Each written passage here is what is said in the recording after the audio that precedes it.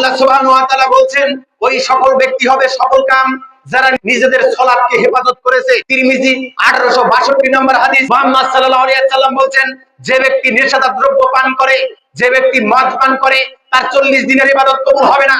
আল্লাহ সুবহানাহু ওয়া তাআলা সূরা মাইদা 90 নম্বর আয়াতে বলছেন ইয়া আইয়ুহাল্লাযীনা আমানু ইন্নামাল খামরু ওয়াল মাইসিরু ওয়াল আনসাবু ওয়াল আসলাম রিজসুম মিন আমালিশ শাইতান ফাসতানিবুহু লাআল্লাকুম তুফলিহুন। হে বিশ্বাসীগণ, মদ, জুয়া, মূর্তি পূজার বেদী, ভাগ্য নির্ণয় স্বর, জিনবস্তু, শয়তানের কাজ ও সব বর্জন করো যাতে তোমরা সফল কাম হতে পারো।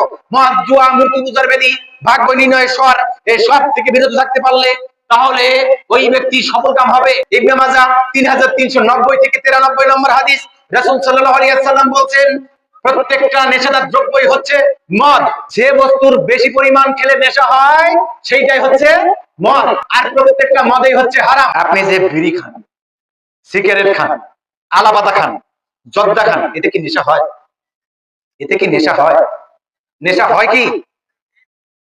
যদি মনে করেন যে না নেশা হয় না, আপনার বাড়িতে আপনার ছেলে, মেয়ে অথবা নাতনি, নাতি যারা ছোট, দুইটা বিড়ির আং খুলে ওকে খেতে দেন, আলা পাতা জর্দার ডোলে আপনার নাতির মুখে দেন। যদি এবার টালমাটাল করে, ঢোলাঢুলি করে, তাহলে নেশা হয়। আর প্রত্যেকটা নেশাদার দ্রব্যই হচ্ছে মদ, প্রত্যেকটা মদই হচ্ছে হারাম।